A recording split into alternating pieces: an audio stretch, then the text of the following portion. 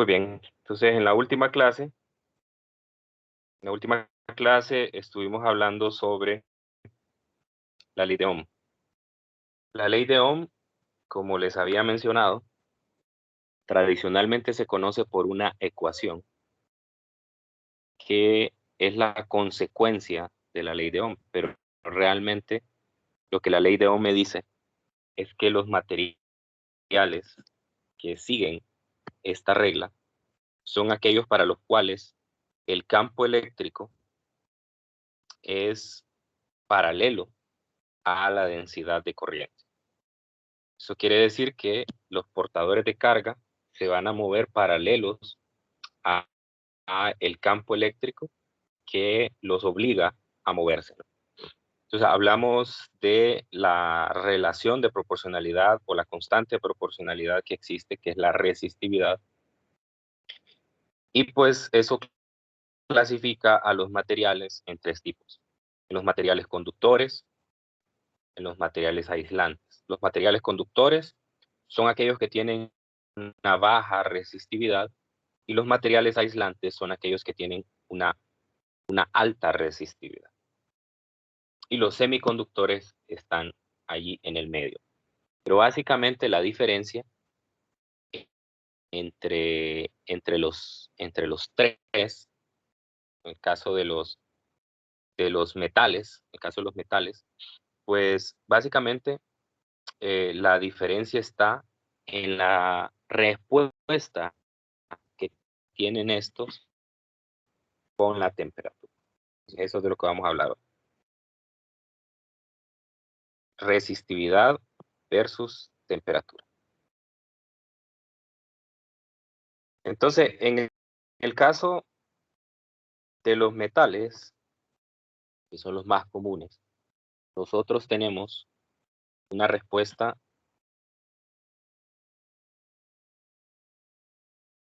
en el metal, que es el primer material del que vamos a hablar. La resistividad es directamente proporcional a la temperatura. Directamente proporcional a la temperatura. Es decir, que si la temperatura aumenta, la resistividad también aumenta. Esos son los más comunes, los metales. Luego tenemos a los semiconductores.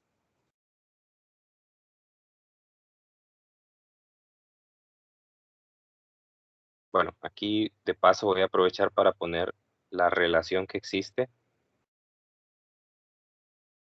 entre la resistividad y la temperatura.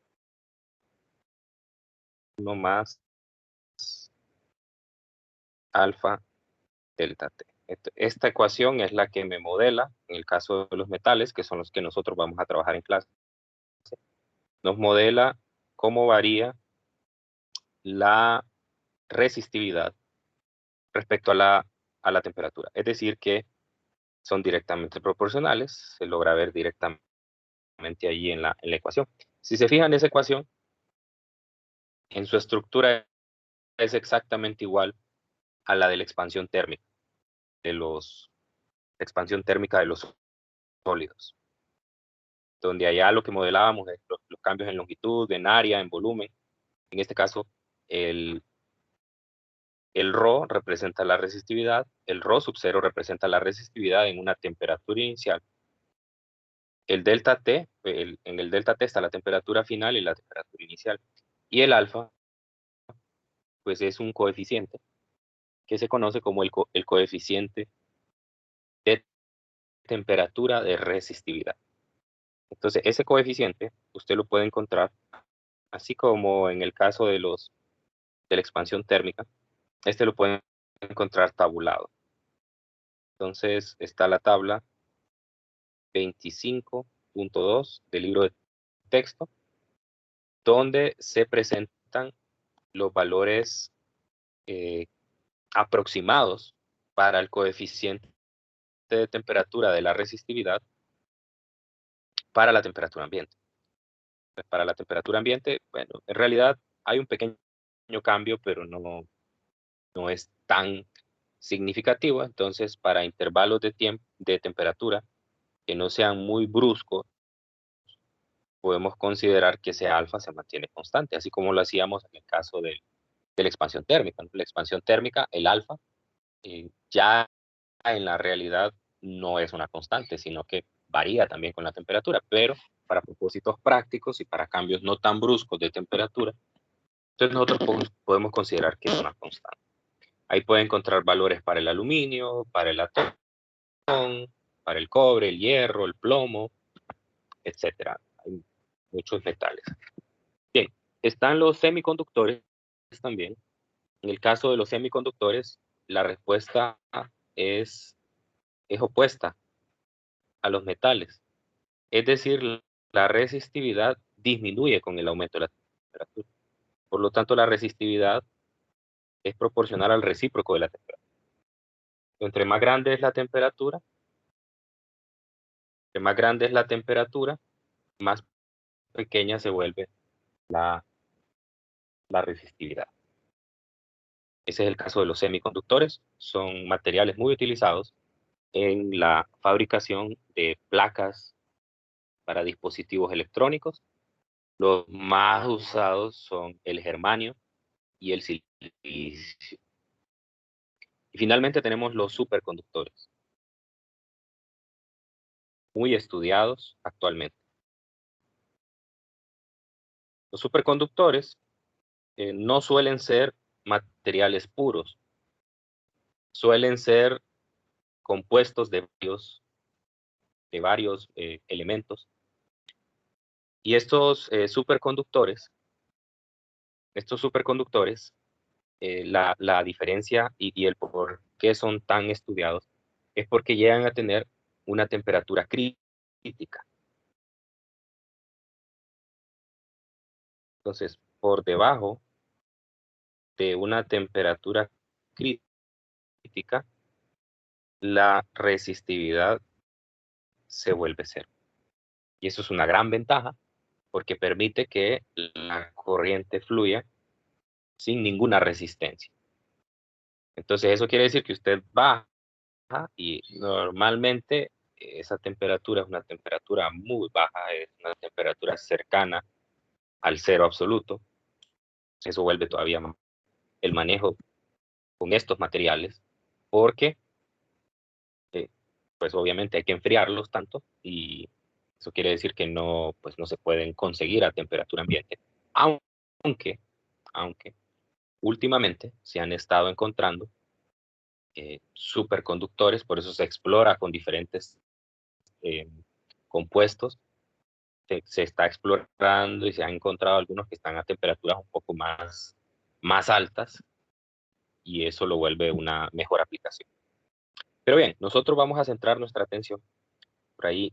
Si alguien está muy interesado en los superconductores, el año pasado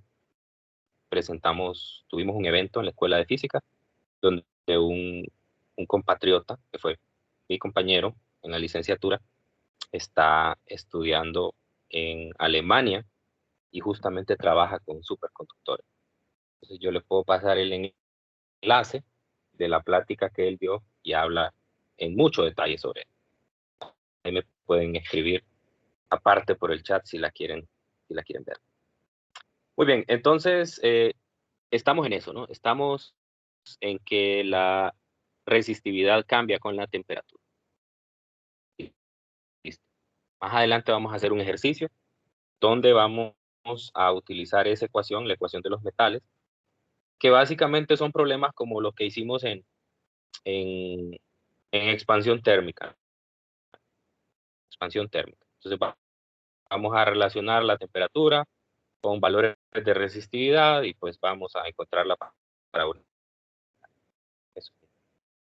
Bien, y finalmente, como una consecuencia de la ley de Ohm, vamos a hablar de una cantidad que es con la cual ustedes estuvieron trabajando la semana pasada en el laboratorio, y es la resistencia. El caso de la resistencia, pues es un concepto que se utiliza mayormente en el contexto de los circuitos eléctricos. La resistencia es una de un material. Está relacionada con sus propiedades geométricas, el área por el cual fluye la corriente, la longitud del conductor, y además está relacionada con sus propiedades internas, porque está relacionada con esta cantidad, con la resistividad. Y ya vimos de la tabla 25.1 que la resistividad para cada material es diferente. Entonces, eso es la resistencia. La resistencia es una medida macroscópica, la cual yo puedo medir directamente, multímetro. Eso lo hicieron en el laboratorio, así que no me voy a atrasar otra vez enseñándoles eso. Ustedes tienen un simulador, de hecho, en esta semana ya están trabajando el informe de esa última práctica de laboratorio. Y con una simulación, además vieron mediciones reales sobre eso. Entonces, la resistencia es una medida macroscópica de la resistividad. Que la resistividad, pues básicamente, una medida de cuánto un material deja que los electrones de valencia se escapen a esa nube electrónica. Entonces, entre más fácil es quitarle esos electrones de valencia a un material, menos resistividad presenta. ¿Ok? Entonces, pues bueno, empecemos con la ley de Ohm. La ley de Ohm me dice lo siguiente. Me dice que el campo eléctrico es paralelo a la densidad de corriente J. Entonces, eso quiere decir que gráficamente, si nosotros tenemos un conductor o un segmento de un conductor, digamos que este tiene una geometría cilíndrica.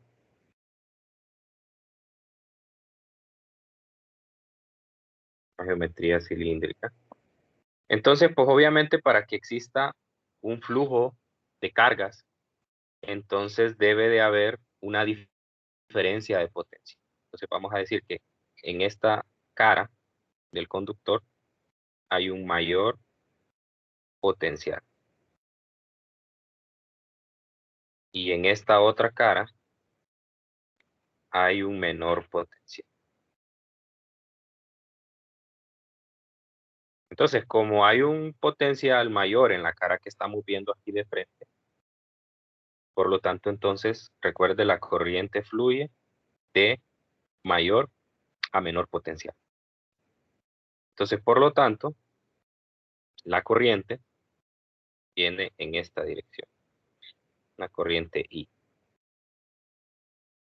Y además voy a tener un campo eléctrico que viene en esta dirección, campo eléctrico E, que viene en esta dirección, y una densidad de corriente también paralela, J. Aquí voy a tener un área, que es el área de sección transversal. Recuerde que siempre el área que usted va a tomar, ojo con eso, siempre el área que usted va a tomar es el área que es perpendicular a la dirección de la corriente. En este caso, la corriente fluye en la misma dirección del eje del cilindro, por lo tanto, el área de sección, el área que va a tomar, es el área transversal, esta de la cara de enfrente o la cara de atrás, como quiera, porque también tengo el área de las caras, de la cara exterior, ¿no? Muy bien. Entonces, eso lo que quiere decir, yo voy a relacionar o le voy a llamar a esta diferencia de potencial que existe entre estos dos puntos, voy a decir que P.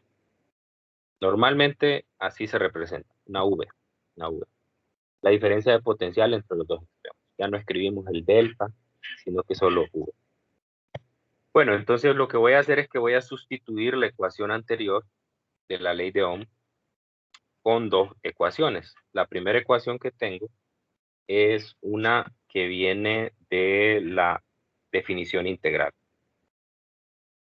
Esta me dice que el potencial de A menos el potencial de B integral desde A a B del campo eléctrico ¿okay? Es una integral de línea que me relaciona el campo eléctrico con la diferencia de potencia. Entonces, esto quiere decir que si yo a esa diferencia de potencial que tengo entre los dos extremos, que llamo solo V, es el lado izquierdo de esta ecuación, en el otro extremo tengo una integral, que es la integral del campo eléctrico, pero el campo eléctrico voy a considerar que en la región donde estoy trabajando es uniforme. Entonces, al ser uniforme, va a salir de la integral. Y solo me va a quedar la integral de A a B del diferencial de trayectoria. Eso es la distancia que hay. Entonces, solamente me quedaría que el voltaje es igual al campo por la longitud que recorre la corriente. Ahí tengo mi primera ecuación. La otra ecuación que necesito para sustituir esto, dígame. Disculpe que le interrumpa, pero se me entrecortó cuando dijo, asumiremos que el campo, y luego apareció como fuera de la integral. ¿Qué pasó ahí? El campo es uniforme en la región, Oh, es decir, ok, no varía de un punto a otro. ok, Entonces, gracias. por lo tanto, en el producto punto se convierte en la multiplicación de un escalar por un vector. Ok, Y, gracias. y la densidad de corriente es la corriente entre el área, ¿no? Entonces vamos a usar estas dos ecuaciones. Las vamos a sustituir en el campo eléctrico de la ley de Ohm y vamos a llegar a la definición de la resistencia. Entonces, sustituyendo, lo que tengo es el campo, despejando de la primera ecuación, es el voltaje entre la longitud. Me queda ρ como la constante de proporcionalidad y J que es I entre A. Entonces, en este caso lo que hago es mandar a multiplicar al otro lado la longitud y me va a quedar que el voltaje es igual a ρ por la longitud entre el área por la corriente. Y a esta cantidad que queda aquí multiplicando se le denomina la resistencia. Se le define como la resistencia. Y eso es lo que uno puede medir en el laboratorio. Eso es lo que uno puede medir en el laboratorio. Esa ecuación que daría, esta es la que famosamente se le conoce como la ley de Ohm. Ecuación que me relaciona las cantidades macroscópicas que puedo medir con un multímetro. Voltaje igual a resistencia por corriente. De hecho, ustedes estuvieron trabajando en el laboratorio o lo están haciendo actualmente buscando esta relación. Construyen un circuito sencillo y lo que están buscando es ver que el voltaje es directamente proporcional a la corriente en esa experiencia. De hecho, me parece que están incluso haciendo una regresión para poder, no recuerdo mucho, pero me parece que por ahí va la plata. Bueno, entonces la resistencia tiene unidades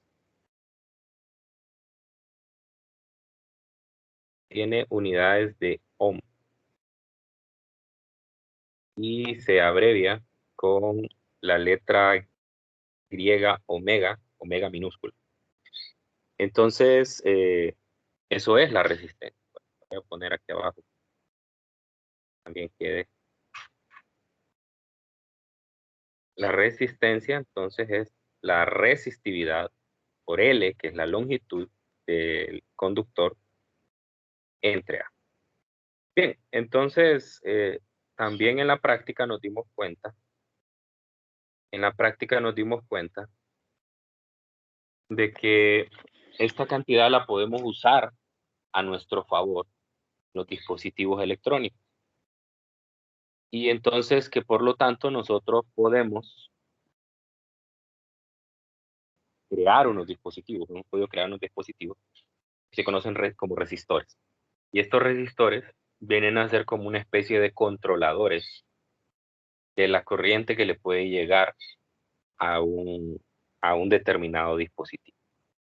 Entonces, si yo quiero alimentar un dispositivo electrónico y probablemente la corriente de entrada que tengo es muy alta, entonces puedo colocar arreglos de resistores de manera que yo pueda, pues digamos, conseguir la corriente necesaria o la diferencia de potencial. Ya vimos que están relacionadas las dos.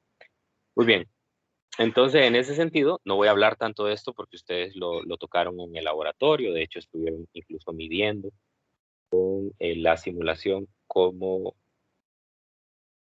usando el código de colores, cómo ustedes pueden encontrar la resistencia de un resistor. Muy bien. Entonces, a mí me interesa más que todo que nosotros sepamos medir estas relaciones y las podamos interpretar, ¿no? Entonces, si R, en esta última ecuación, puedo ver que si ρ depende de T, entonces R también depende de T. Entonces, bueno, el problema más común es que usted encuentre, si ya tiene la relación para la resistividad, que encuentre también la relación para la resistencia. Ahora, no es tan sencillo, pero bajo ciertas suposiciones se puede hacer muy sencillo. No es tan fácil porque resulta que nosotros sabemos que si cambiamos la temperatura de un sólido, las tres cantidades que están metidas aquí en esta ecuación van a cambiar. Va a cambiar tanto la longitud, el área, como la resistividad, lo acabo de ver hace un rato. Entonces, se vuelve un problema más difícil. Y de hecho, por ahí podría encontrar un problema de objetivos avanzados así, porque básicamente habría una diferencia en las tres cantidades, pero para propósitos prácticos, lo que se hace es despreciar que existe un cambio en la longitud y en el área para ese conductor. Entonces, si se desprecia eso, la relación queda muy sencilla. Queda R para la temperatura final, la resistencia para la temperatura final es igual a la resistencia para la temperatura inicial por 1 más alfa, es el mismo alfa de la resistividad por delta T. Entonces, lo que va a pasar en ese caso es que yo lo que hago es utilizar la misma ecuación anterior a esta y despejo para resistividad, ¿no? Y en ambos lados de la ecuación me va a quedar la longitud y me va a quedar el área, pero como estoy considerando que se mantiene constante, entonces se cancela. Y por lo tanto, entonces al cancelarse, entonces me va a quedar la resistencia de un lado y la resistencia del otro. Entonces son problemas de este tipo los que nos interesan. Bueno, entonces no sé si hay alguna pregunta en este momento antes de pasar a hacer algunos problemas. En el caso en ¿Una el duda? que no se nos dé la resistividad de algún material y no nos digan la temperatura a la que está, ¿podríamos utilizar los de la tabla igual o cómo?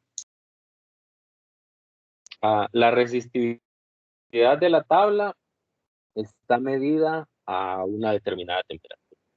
La resistividad de la tabla 25.1 está medida a una temperatura ambiente, o sea, de 20 grados. Entonces, si a usted le dicen que está a 20 grados, pues perfectamente puede utilizar la que está ahí en la tabla. Eso.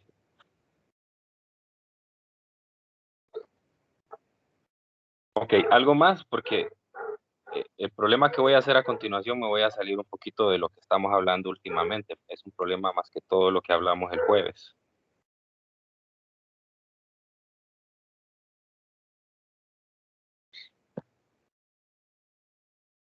Vamos a ver. Bueno, entonces en este problema, el problema 20, híjole, ¿qué capítulo es en el RESNIC? Es el 20, no, es el 32. 32.4. 32.4.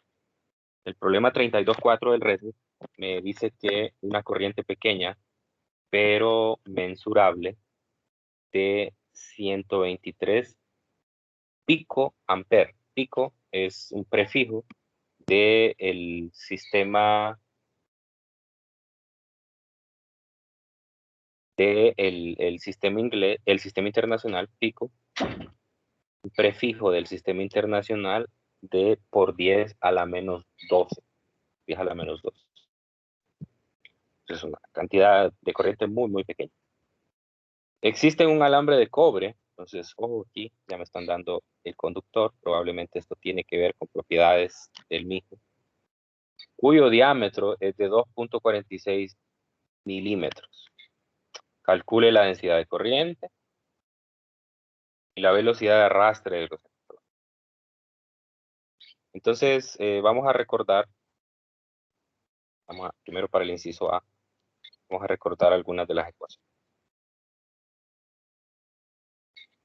J se define como la corriente por unidad de área. Y en este caso el área es un área de sección transversal circular, entonces, por lo tanto, es pi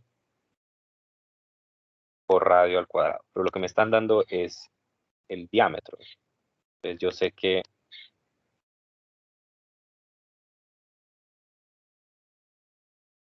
que el radio es el diámetro entre 2. Por lo tanto, esto me va a quedar 4 veces la corriente entre pi por diámetro cuadrado. Ok, entonces ahora sustituyo. Voy a tener 4 veces la corriente, que me dicen que es 123 pico amperes. O sea, 123 por 10 a la menos 12 amperios. Entre pi por el diámetro, que es de 2.46 milímetros. O sea, 2.46 por 10 a la menos 3 metros al cuadrado. Vamos a hacer ese cálculo. Tenemos 4 por 123 a la menos 12 entre pi por 2.46 a la menos 3 y esto está al cuadrado, ¿no? Esto está al cuadrado. Muy bien, entonces eso me da pasarlo, no me acuerdo con cuál se cambia. ¿Es este? ¿Cuál es? Con la No flechita escucho. quizás, por el alfa. Esta, ¿no?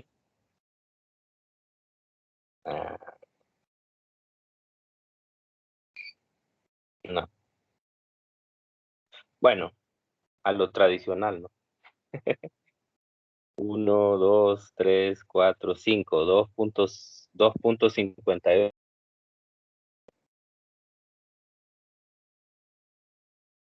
A ver si estoy bien. Sí, 2.59. 2.59 por 10 a la menos 5. 2.59 por 10 a la menos 5. Recuerden que son amperes por metro cuadrado.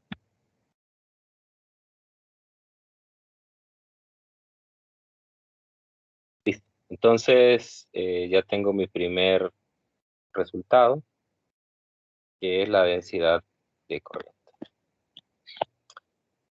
Muy bien, inciso B, calcule la velocidad de arrastre de los electrones. Me dice aquí que vea el problema de muestra 2. El problema de muestra 2 lo que hacen es mostrarle cómo determinar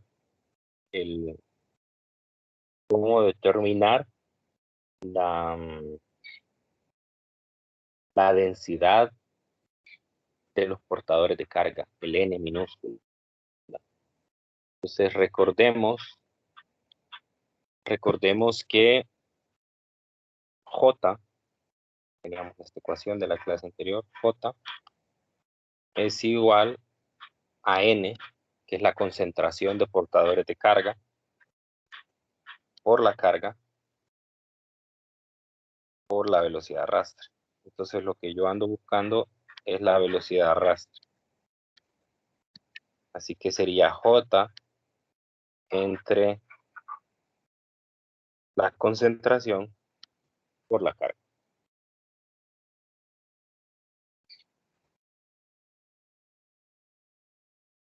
Ok, entonces aquí el paso intermedio, y es por el cual nos dicen que veamos ese problema de muestra 2 para calcular la concentración, pero si ustedes recuerdan, yo ya les había dado una fórmula que la dedujimos en clase para N, que era la multiplicación de la densidad volumétrica por el número de Avogadro entre la masa. Entonces solo hay que revisar de qué material se trata, en este caso es el cobre, e ir a las tablas del libro y buscar sus datos, ¿no? Entonces, en este caso nosotros tenemos de la densidad volumétrica del cobre es de 8.900. Cuidado con eso, ¿no? En el examen me di cuenta que yo no sé de dónde, quizás les da pereza como buscar en el libro las tablas. Y entonces me imagino que lo que hacen es que se van a internet y lo buscan así rápido, los valores de densidad o cosas así. Entonces a veces hay pequeñas diferencias.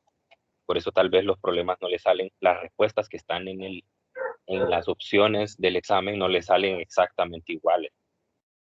Y entonces eso los pone en aprietos y tienen hasta crisis ahí porque no saben cuál poner. Siempre mi recomendación ha sido usen los datos del libro, no usen otros. 6.022 por 10 a la 23, el número de Avogadro. En este caso estamos hablando de átomos por mol. Entre la masa molar del cobre. Viendo en la tabla periódica del libro, la masa molar es 63.546 gramos por mol. Pero hay que pasarlo a kilogramos por mol. Entonces, de una vez multiplico por el factor de conversión. Un kilogramo es igual a 1000 gramos. Entonces aquí se me cancelan varias cosas. Se me cancelan los kilogramos, se me cancelan los moles, los gramos, de manera que solo me queda átomos por metro cúbico. Entonces, vamos a la calculadora. Y tenemos 8.900 por 6.022 por 10 a la 23. Luego aquí abajo tengo 63.546 por 1 entre 1000. Entonces eso me da 8.43 por 10 a la 28.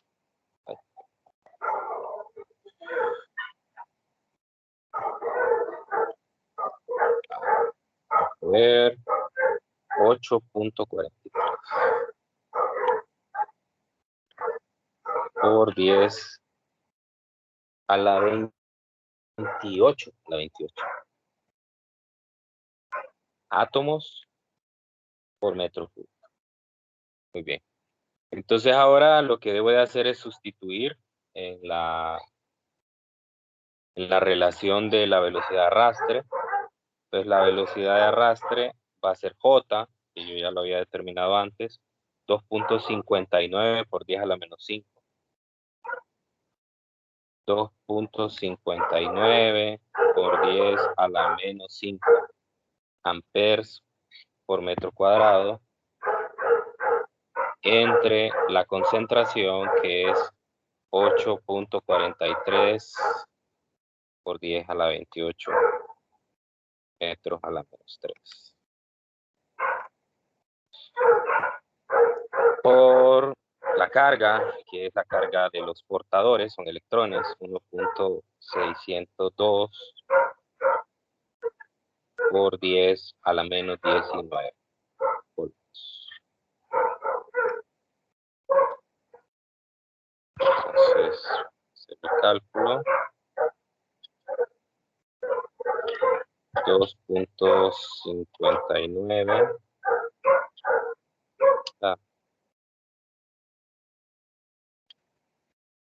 2.59 por 10 a la menos 5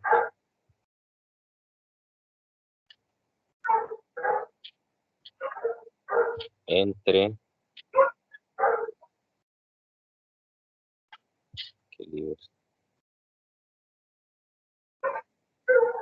8.43 por 10 a la 28.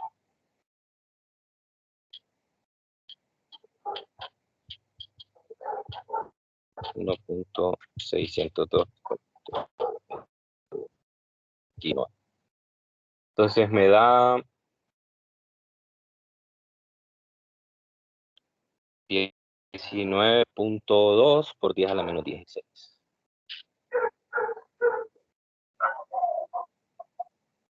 .2 por 10 a la menos 16 metros por segundo. Bueno, de eso se tratan los problemitas aquí. Son sencillos, como ven. No sé si tienen alguna pregunta.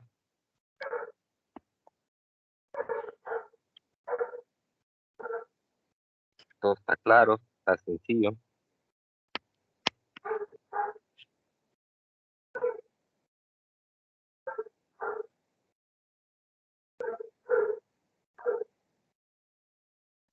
Por mi parte, todo claro, Oli. Ok.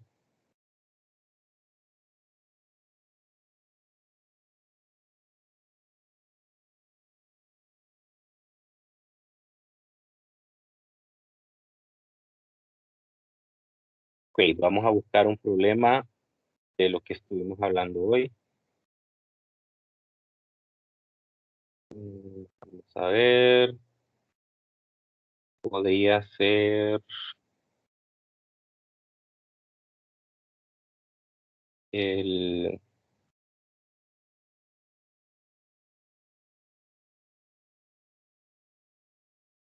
ver, me gusta.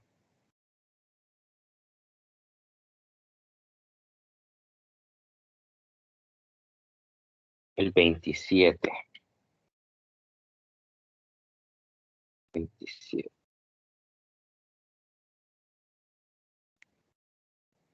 Bueno, queda poco tiempo. Vamos a dejarlo planteado nada más.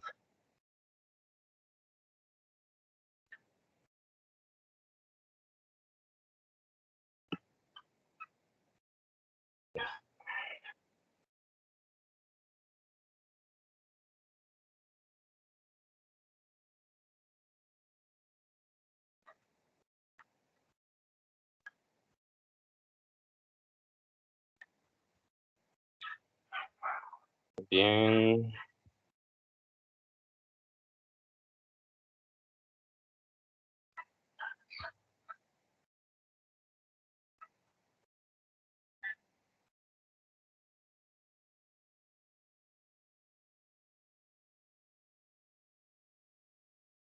A ver, me dice, un alambre con una resistencia de 6 ohms se estira de modo que su nueva longitud es 3 veces mayor que su longitud inicial. Ok. Halle la resistencia del alambre más largo, suponiendo que la resistividad y la densidad del material no hayan cambiado durante el proceso de estirado. Halle la resistencia del alambre más largo, suponiendo que la resistividad y la densidad del material no hayan cambiado durante el proceso. Entonces vamos a empezar reconociendo las ecuaciones, ¿no? Sabemos que la resistencia es igual a la resistividad por la longitud entre el área. Entonces, si yo hice un proceso de estiramiento, eso quiere decir que voy a tener una resistencia nueva, pero como es del mismo, como se trata del mismo material, entonces siempre va a tener la misma resistividad, pero va a tener una longitud nueva, que es el L', y va a tener un área nueva también. Y lo que me están diciendo es que la longitud final es 3 veces mayor que la longitud inicial. Entonces, por lo tanto, yo puedo decir que esta ecuación es 3 veces ρ L entre A'. Ahí tengo las ecuaciones de las dos resistencias, la resistencia inicial y la resistencia final en términos de los parámetros iniciales. Entonces, pues, ¿qué puedo hacer aquí? Puedo cancelar las cosas que son. Entonces, ir la ecuación 2 entre la ecuación 1. Puedo decir R' sobre R es igual a 3 ρ L sobre el área prima entre ρ L entre el área. Entonces, de aquí se me cancela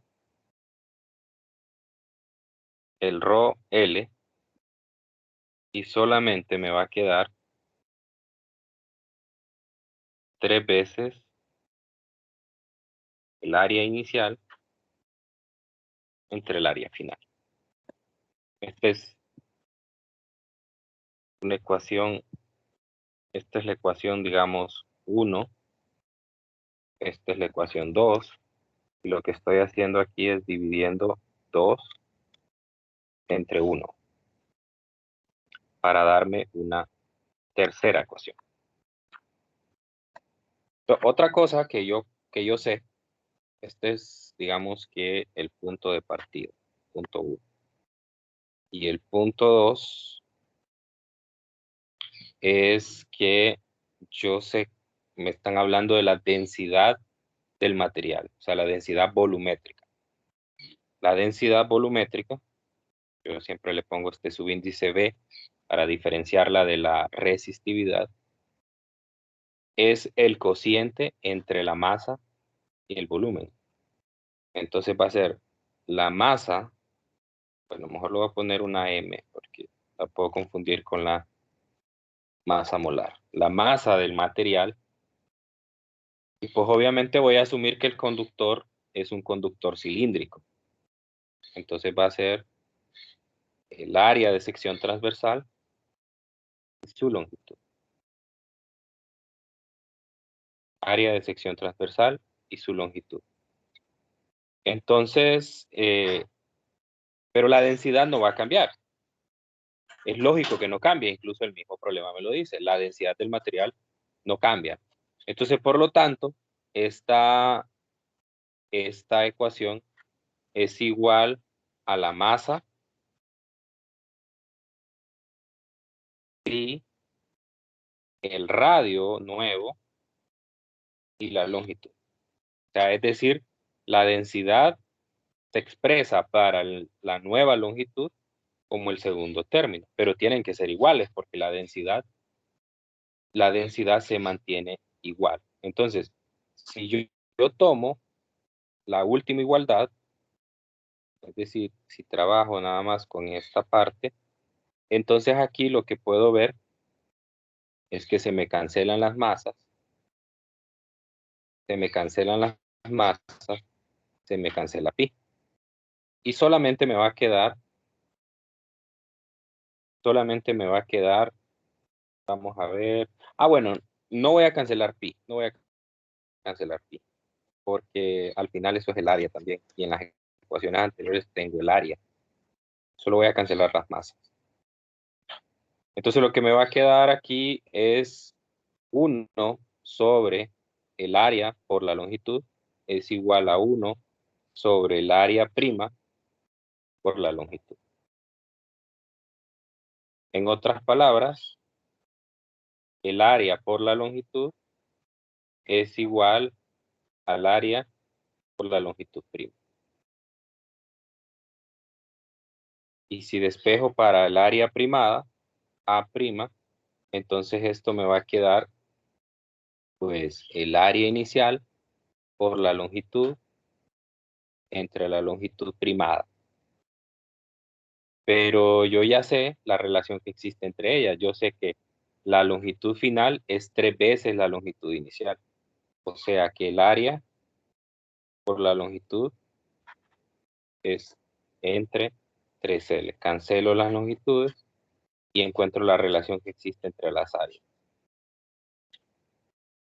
Entonces aquí tengo mi, cuarta ecuación.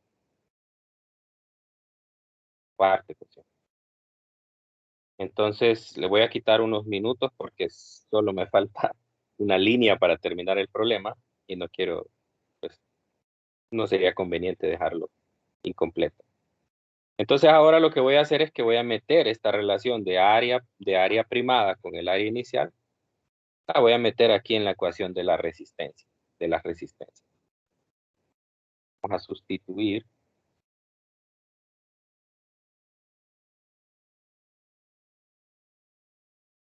Sustituyendo, entonces voy a tener que el R' entre el R es igual, según había visto anteriormente, 3 veces A entre A', pero A' es A entre 3.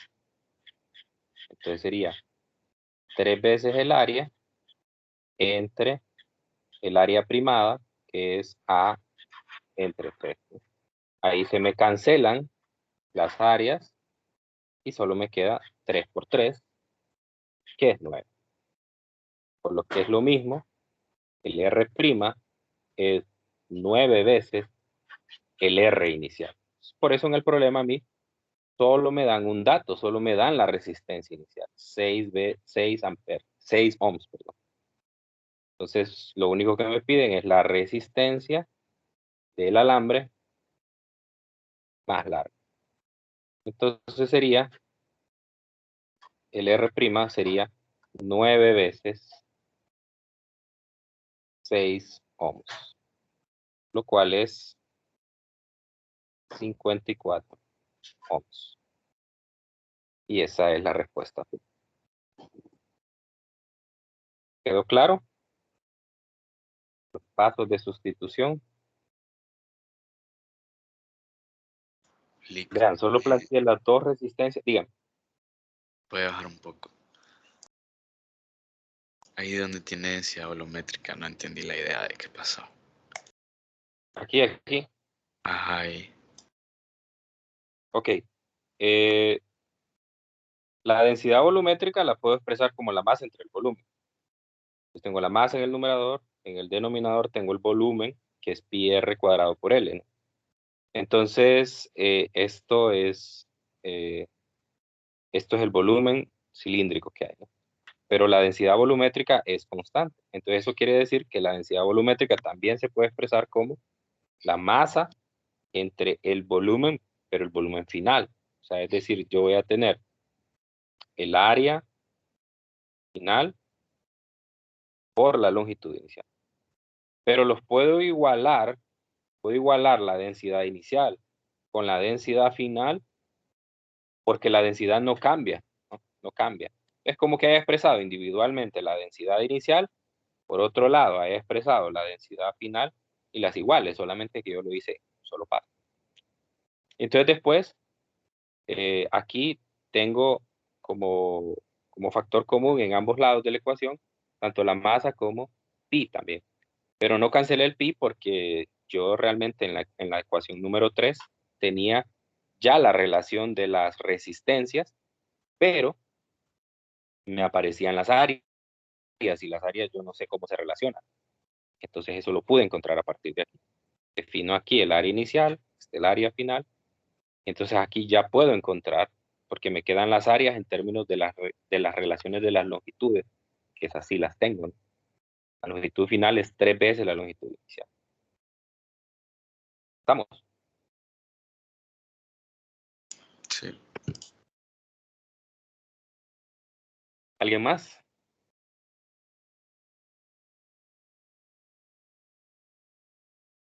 Es un problema simbólico. No es tan enredado. Dígame. No pudimos haber asumido que el área era constante, ¿verdad? No. No lo dice el problema. Debería, porque lo único que me dice que es constante es la resistividad y la densidad. Aunque eso ya se debería de asumir. No debería de ser necesario que el libro o el enunciado lo mencione. Porque pues si usted estira un alambre, que eso es lo que está haciendo, estirando el alambre. Si usted estira un alambre, entonces pues lo que va a pasar es que el área se tiene que hacer más pequeña. Es decir, el material que se usa para estirar tiene que venir del área, ¿no? No puedo yo estirar un material asumiendo que el área se va a mantener constante. Eso no puede pasar. Porque entonces, ¿de dónde proviene ese nuevo material, ¿verdad? Es decir, lo que aumenta en longitud viene del área que disminuye. Entonces, no se puede asumir eso. Y la otra, pues, es obviamente que si yo estiro un material, no voy a cambiar la estructura interna del mismo. O sea, siempre va a ser de cobre, siempre va a ser de aluminio, siempre va a ser del mismo material. Entonces, por lo tanto, la resistencia, la resistividad y la densidad no tienen que cambiar, porque van a ser características del mismo material. Bueno, ya me pasé demasiado, entonces ahí lo dejamos por hoy. Si tienen alguna pregunta respecto a la tarea o con el examen, ¿verdad? Con la revisión del examen, entonces pues ustedes me escriben y con gusto les ayudo. Dentro de un rato les voy a empezar a contestar ahí a los que me hicieron observaciones sobre las actividades interactivas y les voy a dar alguna solución para lo que sucedió si es que hubo algún problema. Bueno, entonces que tengan un feliz día y nos encontramos el día de mañana. Cuídense mucho. Nos vemos. Gracias, Lick. Vamos, Lick. Gracias, Lick.